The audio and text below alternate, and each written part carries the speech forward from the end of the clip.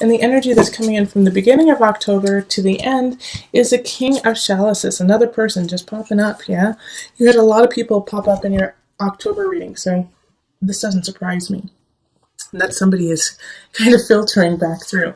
However, I think this is actually a new person, and so it's a water sign, Cancer, Pisces, Scorpio energy, and they're coming in. Let's see what's going on with that. And then we have the Queen of Swords. Golly, you maybe, okay, I have another idea here that's happening, because, okay, Queen of Wands, Two of Chalices, Page of Swords, and Eight of Swords. Okay. So Gemini, I think you're actually, a lot of you guys are going to be in the limelight in October, okay? So a lot of you guys, like all these people are popping up, and I think it's because you are actually going to be the center of attention for October. All of these people are going to be watching you and wanting to help you and need you. So I actually feel like Geminis are going to be like on TV, are going to be heard on YouTube or like Facebook, or, you know, like you are going to be a lot of Geminis are going to be seen in that regard. I mean, having King, Queen, Page, and then in your October overarching, we had a ton of people show up too. And so having all these people here, it's like your tribe acknowledges what you're doing and who you are. So you know, what are you going to do with that? But I think whether you like it or not, people are going to be coming to you all of October. And this Queen of Wands energy, Queen of Swords, and King of Chalices all popping up. And then we have the Two of Chalices and the Eight of Swords kind of linking everything together.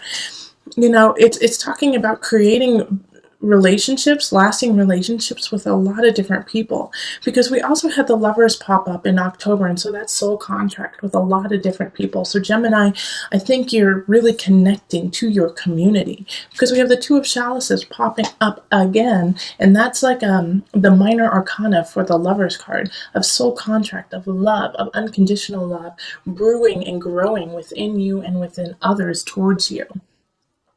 Now, the thing that's popping up here is the Eight of Swords, and that is, you know, self-doubt about your past, self-doubt about possibly helping all these different people.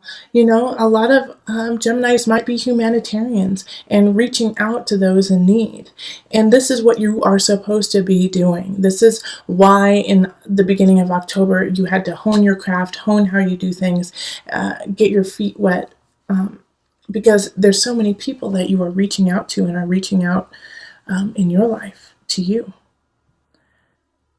You know, so it's like you're going to have a lot of air energy, you know, and actually I feel like the Queen of Swords is actually you, all right? And you are the center of October, the remainder of October, and creating a connection with a fire sign and another fellow air sign.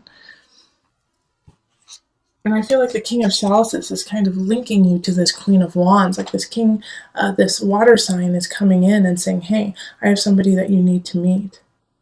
You know, you had to deal with a really pesky,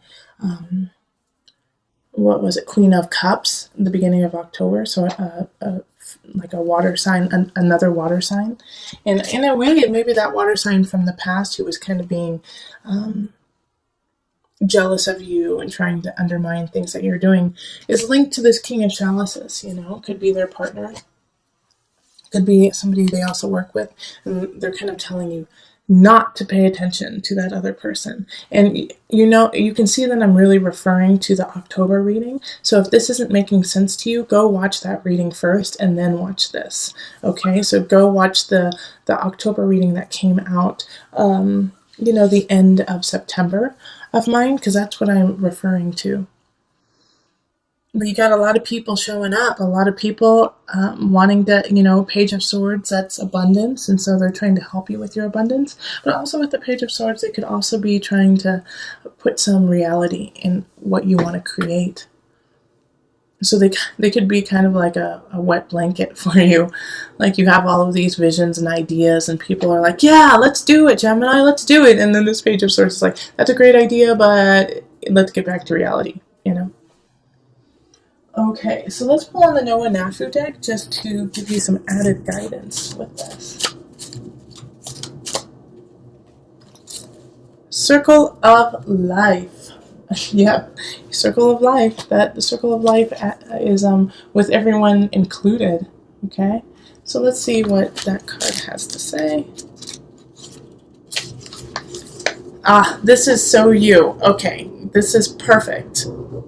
With all the people who are coming into your life, this is, oh, okay, I'm just going to read it. Circle of life. I'm so sorry for the airplane again. Like, this has been going on. I started doing my readings in the earlier morning, and I think the Air Force actually practices more so in the morning, and it's a beautiful day here in Colorado. So, just use the sound of the airplane to take off and take flight into your life as I read this. Okay? Everything is connected, and you are part of something bigger, even if sometimes that is hard to grasp. Always look for new connections and treat them as if they could potentially be very important for the future. Treat everyone equally. The more we do this, the stronger our connection becomes to the bigger picture and to each other. The Circle of Life card is indicative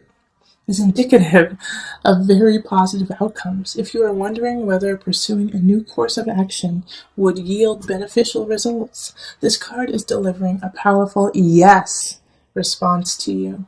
Or if you are questioning whether your current actions and plans are leading you to positive outcomes, again, the answer is yes.